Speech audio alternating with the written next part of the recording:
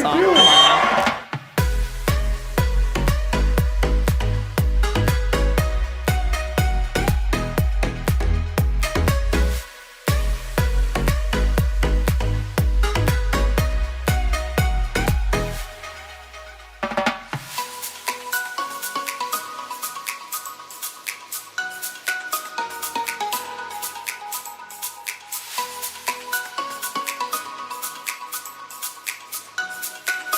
Nice white song. Come on now. What's up, everybody? Oh, another episode, another week. Still only have one fern. I got to earn my second.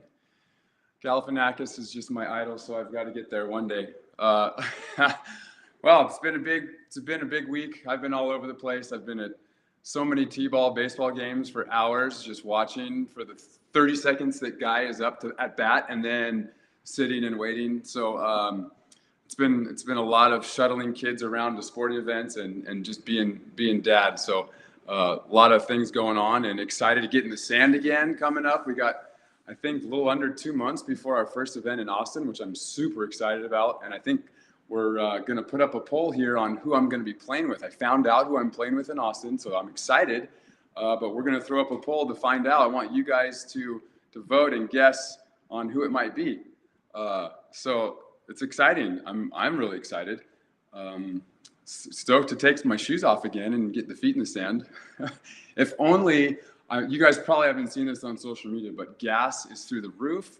I'm probably the first person to tell you. You've probably never seen it at all, but it's crazy. So I'm probably gonna have to take out a loan to practice at least twice a week for about $500 to $1,000 just to be able to get to Hermosa and back. It's insane. So might have to just train close by myself somehow. I don't know. It's crazy. But everybody, good luck out there. Hopefully everybody's getting to the beach and getting their training in and getting all dialed and ready for the season. It's going to be fun. Austin is a rad place.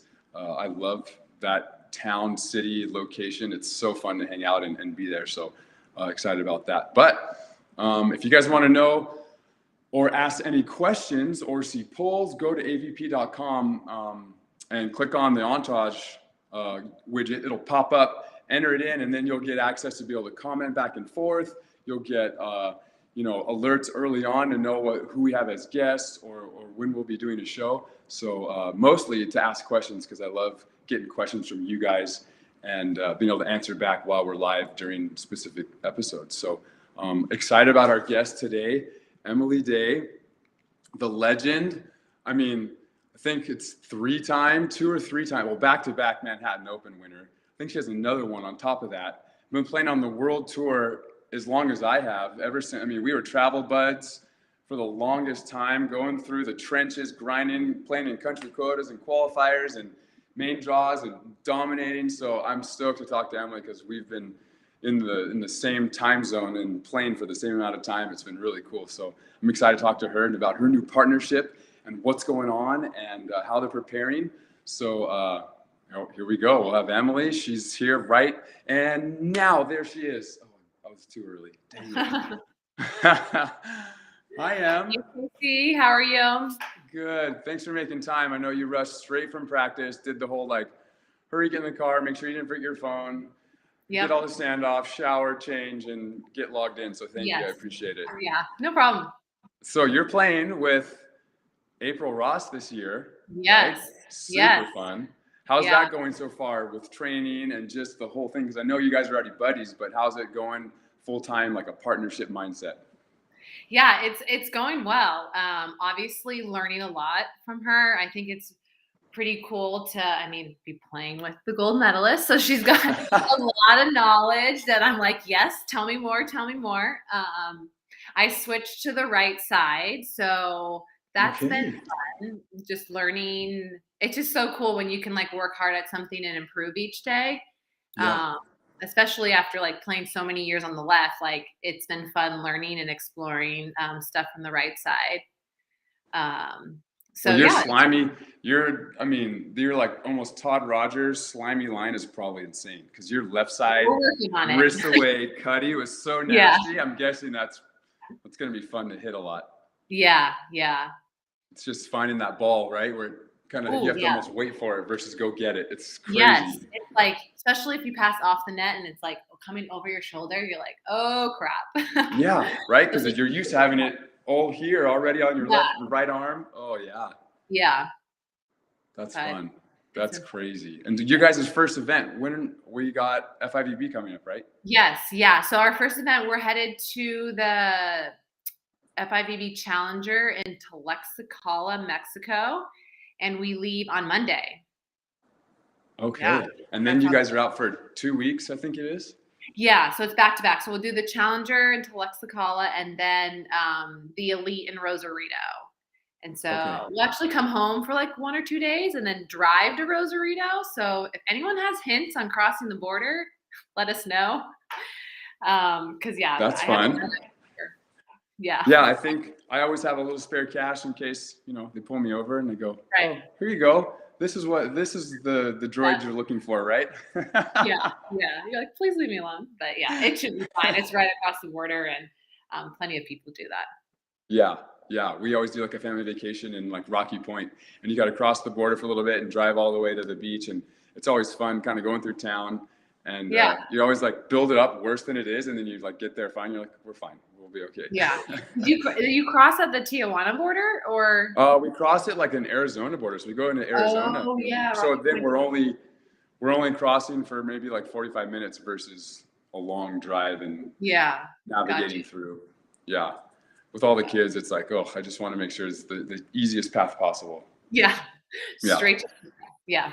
Are you guys going to be split blocking, or are you blocking full time, or April? Like what do we have? What's the scenario? Yeah, I'll be blocking full time. Okay. I think that's a resource or a tool we have if you want to split block. It is interesting. Like when I talk to her on the court, I'm like, "Ooh, you're my height. We're eye level here." You're like, "Whoa, jeez." Yeah. Tall defender behind me. Yeah. So yeah, we kind of very rarely messed around with split blocking. But I think that's an option that if we want to change it up. So but primarily I'm blocking. Especially because you have a pretty nasty jump serve too, plus your jump floater. I think if you guys go on serving runs, you guys could easily be like, hey, just go up so I can focus on like getting on a little heat behind this thing and being confident, not worried about having to run up every time. Right. That option's cool. Yeah. That's fun. Well, I want to just stop it really quick, give everybody a chance again to go to AVP, check the poll, ask questions. But then also Emily and I are gonna watch a submission of Scoop and Deliver and kind of give our thoughts on this. And we have it right here at the first one of the week. I'm gonna go there.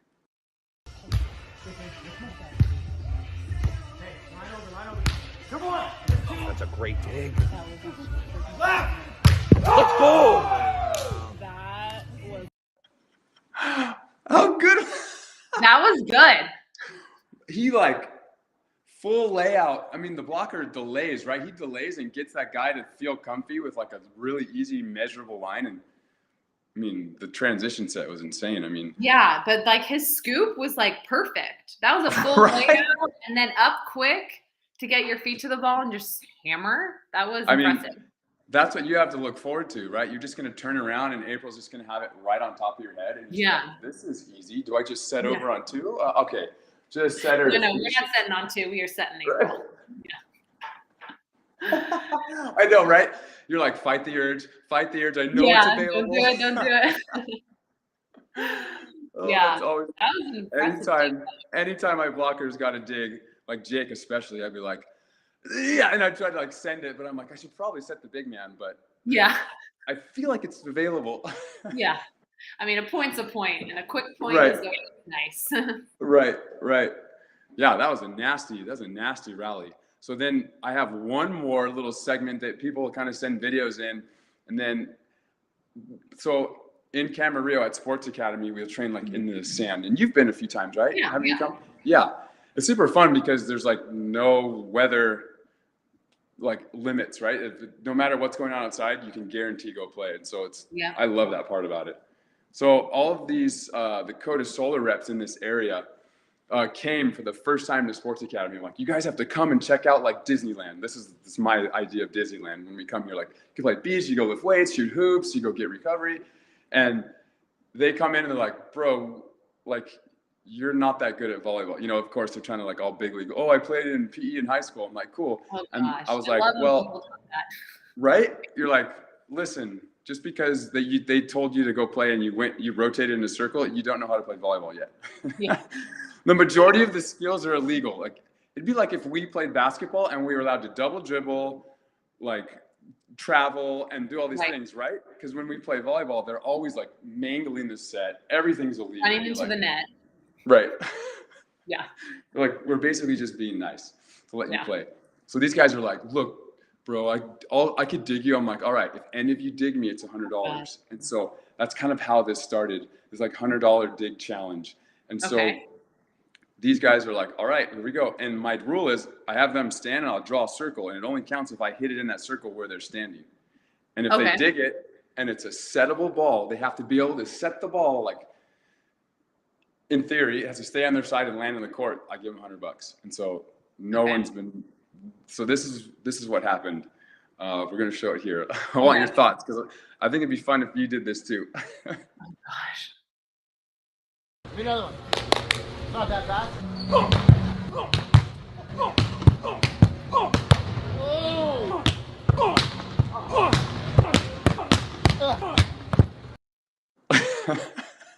That's you did not let them off easy. No, and I told him to stand really close at first, and then I'm like, all right, I'll scoot back, and you can scoot back, and you can kind of like more, Right. you know, back row ball. So Yeah, I mean, some of those they were fully trying to pass and didn't even make contact. yeah, right. I'm like the way that someone's gonna do it is if I just hit it at them and they just luck out, right? Like they're just gonna Right. scoop. So I Right. think my next challenge is I got to time my practice and training when you're there, and I want to try to just scoop you, and then we'll switch, and we'll see. We'll Okay, play well, for lunch. What are we gonna hit? What net height are we gonna hit on now? If we do girls net, I'll scoot like 10-foot line. You can be Okay. 50-50, and I'll just sit there and wear it. Yeah. That's There we go. Okay, I was like, yeah, right. Please not girls net. If it's girls net, I won't jump. I'll just yeah, there we go. Yeah. So that's the idea. We gotta start getting that pro versus pro version of that, and I'll just try to scoop you. That'd be Yeah. fun. That's that'd be gnarly. My favorite is when people say that they can play volleyball and they are like, yeah, hit it as hard as you can or serve it tough.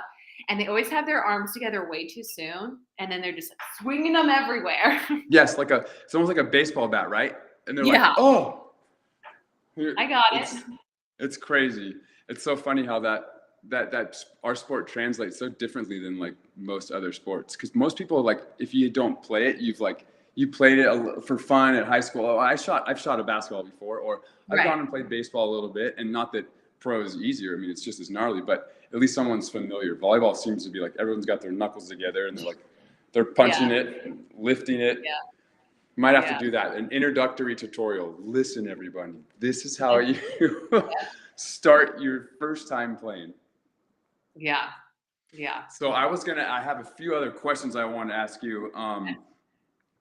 So now that you are playing on that right side, what's the number one thing that you would say when people do convert over from like left to right? Because for you never think about it in transition, you just go do it. But now you're like hyper focused because you're siding out, or if you're getting served a bunch of balls, you almost start to overthink it a little bit and like, okay, where's the perfect placement?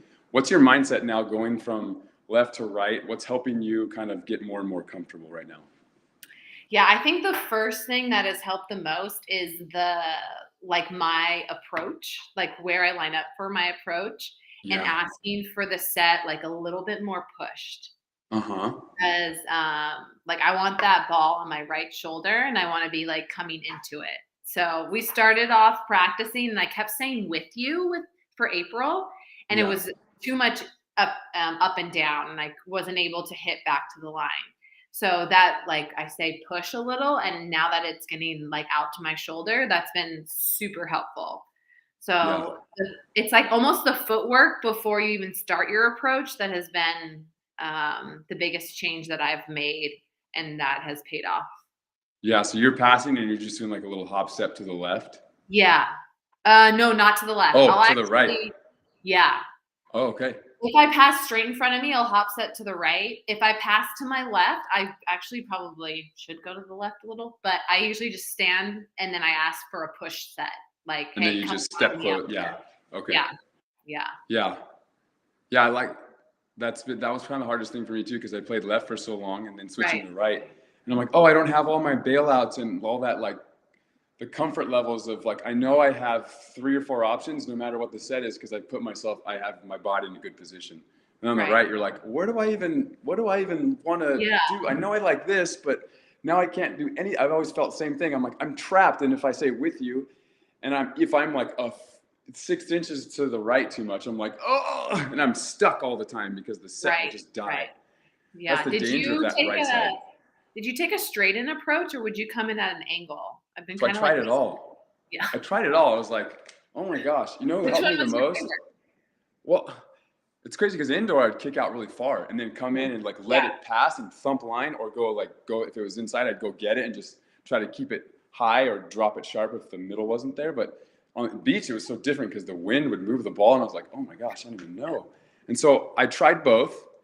And so I think I go out to the right if I run a little bit more of a tempo, like a HUD or a red, like something a little bit more tempo.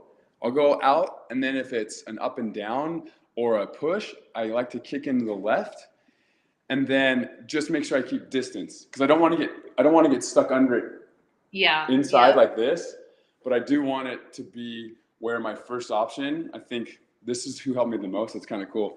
Is when I played with Theo Davenport, Scott was like, look, think about on the right, high seam being your number one option. And then from there, think about it. From that swing, like that Jake Gibb high middle-ish swing where he gets everyone on, from there, you could put the ball and pull it line or go take it and put it angle. So you're in like the perfect realm of, I've got all the options. I'm not stuck being like, all right, I'm going to go angle. And then if the set's in, it's like angle's my number one. And then if it doesn't get there, I can't turn line if I'm trapped. Right. So that really helped me, was like to have that high seam be my number one. That's the number one. And if you can get high seam, then you can go anywhere else. Right. And Got it. I started to recognize what it helped and it made me realize why Jake does it so well, is that you see the blocker better, because if they want to block that high seam, they have to commit to being like right on you, right? Yeah. Like right on your shoulder. And so if they have any sort of movement, you see it better because it's like right here versus like, if I'm going angle, I kind of lose a little bit if I'm looking here, or if I'm going line, I lose a little bit there. So it helped me I don't know. It's still in the works still, but that little nugget helped me a ton. It was really cool. Yeah. Are you going to play right side or left side with your new partner? Oh, Is that for the viewers? Right. We have the poll. It was so far so the questions were, my partner would be either Jake Gibb, pulling him out of retirement, Phil Dahlhauser, Matt Anderson, trying to get his feet in the sand, or Tim Hovland, because he's still got a little bit of fire. At least we would be very good. Not sure physically we would be able to. Verbally would be top notch. Best dialogue on the beach. It'd be so fun. But yeah, I'm going to be playing. They guessed it right, 70%. I'm playing with Phil in Austin in the first one, so I'm excited. And I'm guessing right, just because I've done it the last 2 years, and Phil's unstoppable no matter where he plays, but probably most comfortable on the left because he's done it for so long. So I'm guessing that's going to be the format. It should be fun. We both get to play with gold medalists this year. Oh my gosh, it's come full circle, Casey. Oh, no pressure on us. No, not at all. Just fight out. That's my job. It won't be our fault if we lose. Never. It's the gold medalist. Yeah. Not us. Oh my gosh. Are you guys, last thing I kind of want to ask you, like your AVP scheduling, are you guys going to like kind of, I know with World Tour stuff and Olympic points type things, are you guys going to go to all the AVP Pro and Gold Series? Or are you going to kind of have to navigate some of those? We're hoping that we're in a position FIVB wise that we can do all the Pro and Gold Series.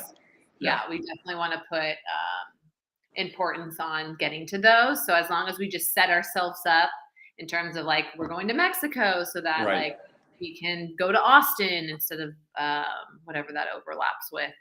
So Yeah. yeah, we want to do the AVPs. That's rad. It's always fun to be like, it's like going and playing AVPs. It's like coming home and sleeping in your own bed with like a home cooked meal. You're like, oh, okay, Wilson ball. It's fun. The environment's cool. You know what I mean? You don't have to be so like robotic in a sense. Yeah. I always love that. It's like, oh, I just wish there was, you know, never any of those conflicting. That was always like such a bummer where you're playing, getting on a plane, Sandy, and coming back, and just time zone changes are insane. Yeah. So that's Yeah. good to know. That'll be fun because the AVP, like we know, especially like that's where our sponsorships come from. That's like how we have support. Where we go world tour and we're like, yeah, the sponsors nobody's don't really interested. care much about the world. I mean, they obviously want you at the Olympics, and you're like, hey, I got to go do these tournaments to get there. Yeah. But yeah, they love when you're playing AVP, especially with like all of the visibility that we get around those tournaments. Yeah, and it's crazy how much it translates to even the foreigners are like, I want to play AVP. Like that's what they always talk to us, right? They're like, oh, one day. I know, we love the AVP. How do we play? Yeah, I know. I'm like trying to get guys like, well, dude, if you just get married or you get like a visa, like you got to make this happen. Yeah. Find an American wife or husband. Yeah, it's so fun. Yeah. Oh, I'm so excited for you in April this season. That's going to be so fun. Thank you, and you as well, you and Phil. Yeah, thank you. Yeah. I'll have to come practice with you guys because he lives in Florida. So if you guys need a fourth, let me know. You're come out and come and jump serve and scoop. Hopefully. Scoop and deliver. Yeah, exactly. That's the idea. Yeah, hopefully no highlights of you just scooping me and then absolutely thundering as I pull and you yelling. Not like that other guy in the video. Yeah. Yeah. Well, Rad, I'm excited for you in April. Good luck on the travel on Monday, right? We leave Monday. Yep. Sweet. Right. Leaving Monday and then off to just throw the nasty floater darts and 24-hour roll, gold medal. I hope you make sure you put on that medal for 24 and we need to see it happen. I'm excited. Okay. Yeah. Well, thanks, Em. I know you got a busy day too, and thanks for making the time. I appreciate it. And thanks for everybody else for tuning in. I appreciate it again, and we'll be on next week. Maybe I'll get Phil on. That'd be kind of fun. Hopefully he has some time during the day and doesn't have to coach for 12 hours, and he could talk to me about how I could be better. You guys could have your first practice virtually. Yes. Oh my gosh, I'm so excited to hear what he thinks because his scouting report is, I was just always jumped higher and hit harder than everyone, so I just played. And I'm like, oh, okay. Yeah, same here. I don't jump high, so I never had that option. Oh, man. Oh, it should be fun. Cool. Thanks again, Em, and we'll see everybody. Well, thanks for having me. This was awesome. Yeah. Thank you. Good luck and dominate. Fly coming at me. Will do. All right. Well, we'll see everybody later.